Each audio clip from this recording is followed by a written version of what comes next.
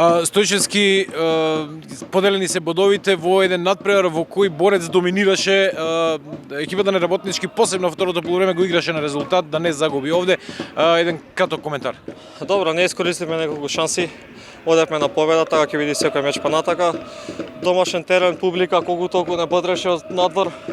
Имаме 3-4 100% не речам шанси, штета што не ги искористивме. Здравје Боже помина. Не е лошиот резултат со оглед на тоа дека веќе 12 бодови имаме, горе угорен дел на табелата сме. Се спремаме уште сега за Шкупи. Според впечатокот кој го имаше кој го има оние кои беа на трибините, ова е па и според мене најдобрата игра досега. Значи веќе да речам играта оди во нагорна линија. Дали го делиш ово мисли?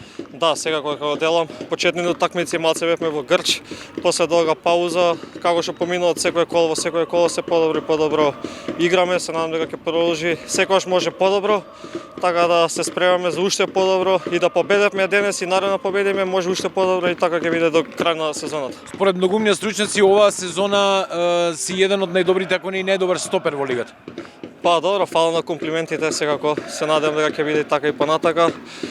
Најбитно е екипа да победува, моја задача е да спречам да не приемаме голови, како што напред треба да другите, така да фала на комплиментите секако. Фала ти го сакувам многу успех во следните. Фала и на вас. Михајлов, Борец повторно не загуби, меѓутоа се чини дека испуштивте голема шанса за победа, бидејќи доминиравте во текот на целиот надпревар, неколку 100% шанси. Еден краток коментар за надпреварот. Добро, тоа е, фудбалот е таков, некојаш играш добро, не реализираш, некојаш играш слабо, ќе реализираш.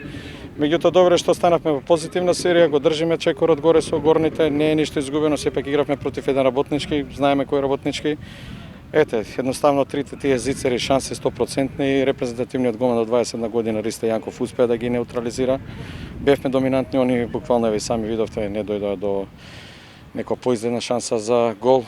Меѓутоа тоа е, животот иде понатаму, се фокусираме се следниот надпревар против Шкупи во Скопје и добро, мислам, морам да бидам задоволен и со овој резултат, бидејќи не дај Боже може да се случи све на 0-0 на домашен терен, меѓутоа пак тоа е, кога не се валоризираат шансите, резултатот е тој кој што е 0-0. Остана традицијата Борец и Работнички да играат секогаш тврди надпревари со малку голови и обично завршуваат нерешено. Меѓутоа радува тоа што играта на Борец оди во нагорна линија.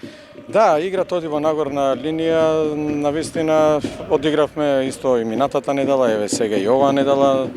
Играчите се во нагорна линија, меѓутоа малце се фрустрирани што еве реализацијата пак тоа еве во одбраната поправивме што се вели тие прекиди што ни беа болна точка, нападот само треба уште да проработи, мислам дека ќе проработи, не може ностоп да биде вака и верувам дека на следниот надпревар во Скопје немаме што да идеме да загубиме, идеме да се надигруваме и ќе дадеме све од себе да се вратиме со позитивен резултат. Сепак ќе напоменам дека добро е, во серија сме, немаме загубен надпревар, имавме од 4 надпревари, еве 2 победи, 2 нерешени, имавме да не заборавиме и 4 гостувања, во овие 7 колони, трето, така да мислам ќе тоа е, одиме понатаму. Благодарам и успех во следните. Благодарам и вам и поздрав до сите.